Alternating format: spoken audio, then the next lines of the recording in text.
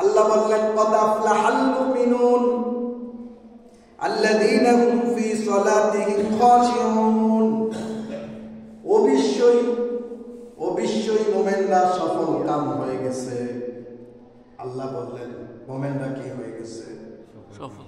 কথা বলেন, মুমিনরা সফল কাম হয়ে গেছে। আল্লাহ রাব্বুল আলামিন বললেন অবশ্যই মুমিনরা সফল কাম হয়ে গেছে। কদ আফলাহাল মুমিনুন আল্লাযীনা হুম ফি সালাতিহিম খাশিউন। যারা নিজেদের সালাতে বিনয়ী বা নম্র। কারা? যারা নিজেদের সালাতে, যারা নিজেদের ইবাদত করার জন্য প্রতিদিন 5 ওয়াক্ত নামাজ পড়ার জন্য মসজিদে আসেন, এটার নামই তো সালাত। কি বলেন? এটার নামই সালাত। আল্লাহ বললেন ওই সমস্ত ব্যক্তিরা সফল কাম হয়ে গেছে। হবে এমনটা না, মুমিনরা সফলতা অর্জন করে ফেলেছে যদি তার মধ্যে ওই বৈশিষ্ট্যগুলো দেখা যায়।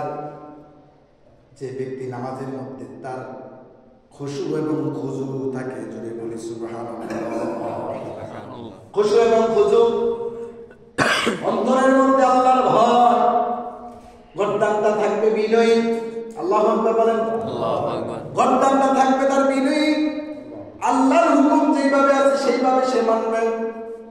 কিন্তু আমরা সালাতের মধ্যে আসার পরে আমাদের বিভিন্ন সমস্যা, যত সমস্যা দেখা দেয় আমাদের মসজিদে ঢোকার পরে, যতক্ষণ পর্যন্ত মসজিদে না ঢুকি ততক্ষণ পর্যন্ত আমাদের কোনো সমস্যা দেখা দেয় না।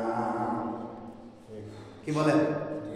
দেখবেন অধিকাংশ নামাজি, অধিকাংশ মুসল্লি, অধিকাংশ মুসলমান মসজিদে ঢুকলে তাদের একটু পেরেশানি বা একটু কাজকর্ম তাদের বেড়ে যায়। আল্লাহ বলতেছেন ওই সমস্ত নামাজি, যেই নামাজির জন্য নামাজকে সে কি করতেছে? বিনয়ের সাথে, নম্রতার সাথে, শিষ্টাচারের সাথে, শালীনতার সাথে, আদর্শের সাথে সালাতকে সালাতের মতো গুরুত্ব দিয়ে আদায় করে। সুবহানাল্লাহ বলবেন না? এখন আপনি চিন্তা করেন, আপনি আপনার জায়গা থেকে, আমি আপনাকে আপনার জায়গা থেকে ছেড়ে দিলাম। আপনি একটু চিন্তা করেন, সালাতের মধ্যে যখন আমি আপনি প্রবেশ করি, সালাতে নামাজ যখন আল্লাহু আকবার বলে যখন হাত বাঁধি, হাত বাঁধার পরে আমরা কি করি? সুবহানাকা আল্লাহুম্মা ওয়া বিহামদিকা ওয়া তাবারাকা ইসমুকা ওয়া তাআলা জাদ্দুকা ওয়া লা ইলাহা গায়রুক। তারপরে পরে আউযু বিল্লাহি মিনাশ শাইতানির রাজীম। পড়ে কিনা? সবাই তো হয়তো পড়তেছেন, বলতেছেন, জিজ্ঞাসা করলে তো দেখা গেছে ফার্স্ট ডিভিশনই অধিকাংশ লোক কি করবেন? ফেল করবেন। কত number? First division, number 1, 1 number স্থানে থেকে কি করবেন? ফেল করবেন। এই কথাই আল্লাহ পাক মুমিনদেরকে বলছে, তোমরা সফল কাম যারা নিজেদের নামাজের ব্যাপারে বিনয়ী বা নম্র এবং ভদ্র। সুবহানাল্লাহ বলবেন না? কিন্তু আমার নামাজ কিভাবে আমার শিষ্টাচারের সাথে হবে? আমার নামাজ কিভাবে আমার নম্রতার সাথে হবে? আমার নামাজ আমার কিভাবে ভদ্রতার সাথে হবে? আমি যে তাকবীর বাঁধলাম, তাকবীর বাঁধারটা নিয়ম তো আমাদের অনেক মুসল্লির জানা নেই, কিন্তু নিজেকে পাক্কা মুসলমান বলে দাবি করি, নিজেকে অনেক ইমানদার বলে দাবি করি। আল্লাহ বলতেছেন কদ আফলাহাল মুমিনুন। এই মুমিনুন সূরা মুমিনের মধ্যে আল্লাহ পাক মুমিনদের বৈশিষ্ট্য উঠায় বললেন আল্লাযীনা হুম ফি সালাতিহিম খাশিউন।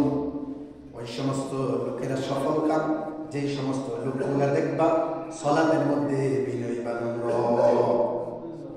কিন্তু আপনি দেখেন যদি কেরাত বেশি করেন, অনেক মুসল্লির ভিতর থেকে উঠে যে হুজুর আমরা তো বয়স্ক মানুষ, বসলে উঠতে পারি না, উঠলে বসতে পারি না, রুকুতে গেলে ওযু চলে যায়, সিজদাতে গেলে ওযু চলে যায়। কিন্তু দেখেন আপনি চিন্তা করেন, ওই সমস্ত লোকগুলা যখন ক্যারাম বোর্ডের পাশে দাঁড়ায়, টিভির পর্দায় দাঁড়ায়, খেলার মধ্যে যায়, কোন এরকম কোন মঞ্চের মধ্যে রাজনীতি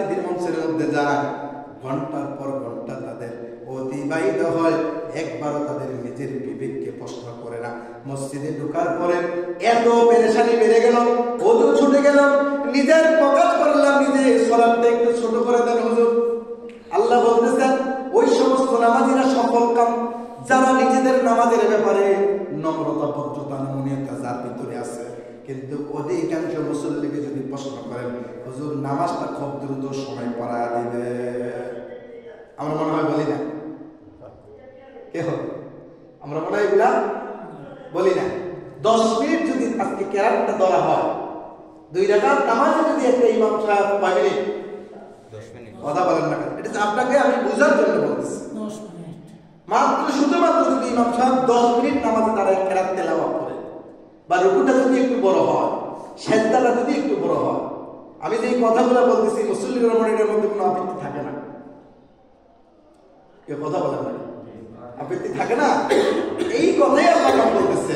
কিন্তু আমি বলতেছি, আমি নিজে মুসলমান দাবি করতেছি, আমি নিজের ইমানদার বলে দাবি করতেছি, কিন্তু ইমানের প্রথম পরিচয়টা হচ্ছে সালাতের মধ্যে যার নম্রতা থাকবে, যার শিষ্টাচার থাকবে, যার ভদ্রতা থাকবে, যার শালীনতা থাকবে, সেই হচ্ছে সফল কাম। আল্লাহ বলতেছে। কার কথা? আল্লাহর কথা। কথা বলে কার কথা? এটা কোনো মুফাসসিরের কথা না, এটা কোনো মুহাদ্দিসের কথা না, এটা কোনো নবী এবং রাসূলের কথা না। এটা নবী এবং রাসূলকে যে সৃষ্টি করেছেন, মুহাদ্দিসকে যে আল্লাহ সৃষ্টি করেছেন, আসমান জমিন যে সৃষ্টি করেছেন, গ্রহ নক্ষত্র তারকারাজি যে সৃষ্টি করেছেন, সেই রবের হুকুম হচ্ছে আল্লাযীনা হুম আনিল লাগবি মুরিদুন। আল্লাহু আকবার বলে। ওই